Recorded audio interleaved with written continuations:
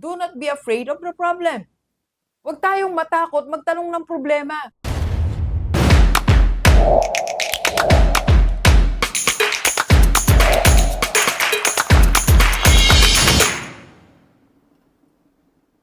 ...2026 na Giniverse. So, isang tanong natin is, paano ba ako mag-focus, Doc, sa negosyo ko this 2026? Alam mo yung business na sinimulan natin 3 years ago, 2 years ago, or last year lang, ang kailangan talaga po niyan is focus.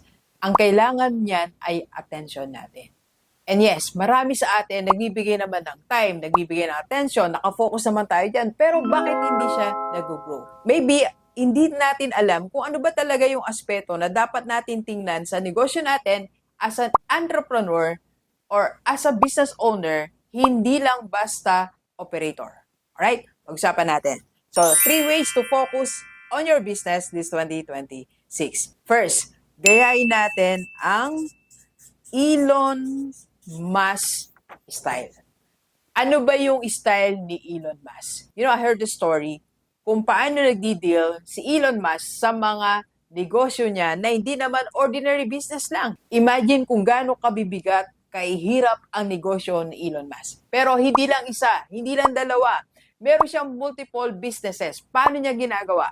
Ang Elon Musk style ganito po. Every week, meron siyang tinatanong sa kanyang mga empleyado o sa kanyang mga head, what is the problem of our business, and sinosolve niya yon. Ang mindset niya po, weekly, I'm going to solve one problem sa bawat negosyo ko. So kung isa lang ang negosyo mo, weekly, yan din ang dapat na tanong mo sa negosyo mo.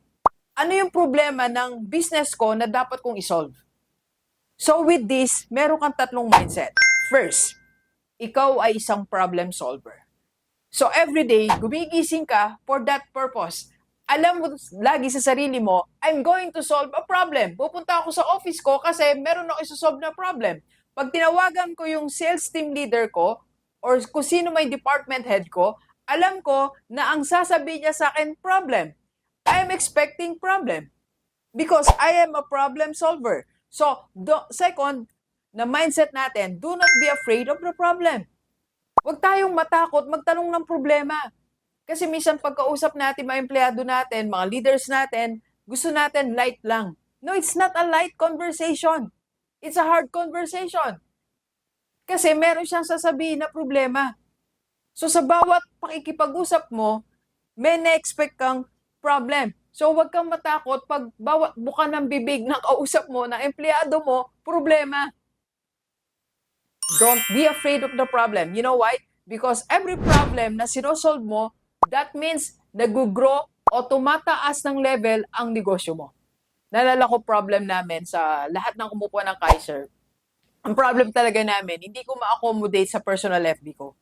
Kasi gusto nila makausap ako or gusto ko makausap ko sila isa-isa, pero dumadami, hindi ko na kayang i-accommodate. It's a problem.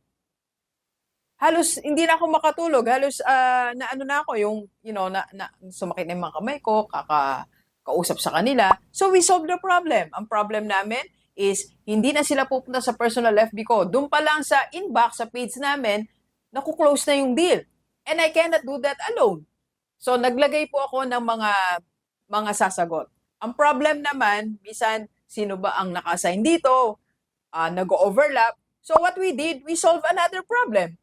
What's that problem? Nag-rotate kami. So may schedule kami ng 6 to 12, 12 to 3, 3 to 6, I think 6 to 11. Then, gano'n. Meron kaming schedule. So I solved the problem. And ngayon, may isa pa kami problem. Medyo dumadami na yung sa page namin. Nahalo na yung inquiry ng seminar namin. Kasi madami kami nag-inquire, lalo sa my school owners. By the way, if you are a school owner and you're watching, I am inviting you to attend our Batch 5, How to Run Your School as a Business sa AIM Conference Center. Batch 6 or 7, kung anong panahon mo man ito mapanood, mag-PM ka lang sa, yan po ang personal FB or sa page namin.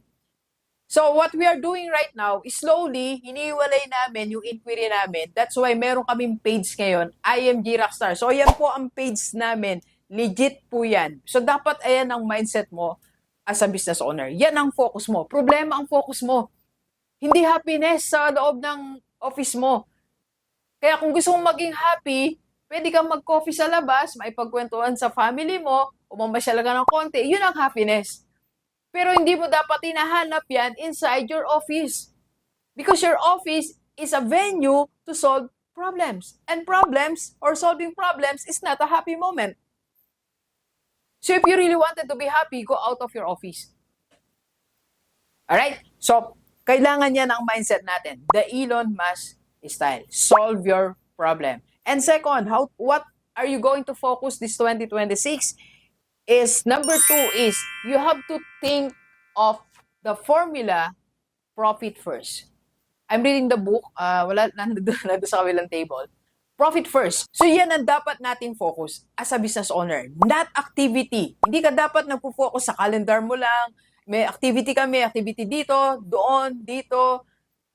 And ending, wala tayong profit. So kung lahat ng mga tao mo, leaders mo, nakafocus sa mga events, activities, ikaw naman, ang tinitingnan mo, profit. Profit first. That will be your framework this 2026. So, paano natin siya gagawin? First, dapat ang iniisip natin, for every transaction, kumikita ka. Lahat ng transaction mo, lahat ng sales mo, lahat ng seminar mo, lahat ng meeting mo, lahat ng araw, kumikita ka. Every transaction, dapat kumikita tayo. Hindi pwede yung babawi na lang ako next week. O hindi pwede yung pag nag-grow na yung business ko, saka na lang ako kikita. Dati ganyan yung aking mindset. Ayaw mo na, pag nag-grow na lang, ayaw mo na, bawi na lang tayo next seminar. Ayaw mo na, bawi na lang tayo sa next coaching. Kasi minsan may mga pinagbibigyan po ako ng coaching, pero malayo, mataas din expenses ko. Kasi sinasabi ko, bawi na lang ako sa next client. Pero may mali palang konsepto doon. For every transaction, for every client, for every sales, dapat kumikita ka. And second, na focus mo sa profit first framework mo is yung income mo o ang profit mo dyan, dapat alam mo kung saan mo dapat ilagay. For example, this year, kumita ka ng, let's say, 100,000. So, saan mo dadalhin yung profit mo na yan para siya kumita? Well, of course, wala yung emergency fund na business mo. It's a separate vlog. Pero what I'm trying to say is lahat ng profit na dumarating sa negosyo mo, dapat kumikita ka. So, kung kumikita yung negosyo mo, kumikita yung, for example, coffee shop mo, sobrang kumita kayo ngayon, this 2025, yung last quarter, talagang kumita lahat ng mga food business. So, saan mo dadalhin yan ngayong 2026? Yun ang dapat mong focus. Saan mo lalagay ang profit mo? That's included in the profit first framework. And third, dapat nating focus as a business owner, you have to implement different types of meeting. Dapat iba't ibang klase ang meeting mo. At bawat meeting mo, nakafocus ka. So, dapat meron kang alignment meeting. Normally, every Monday yan, nag-align ka with your leaders. Para naka-align kayo sa goal nyo for the week. Ang target sales natin, eto. Ang target natin na dapat profit, eto. So, alignment meeting. Dapat naka-align ka, ang goal mo, at ang goal ng yung mga department heads. Alright, Delivers, for this 2026, let's all be positive about our business. Focus on these 3 things. Let's go, let's go. Kape po.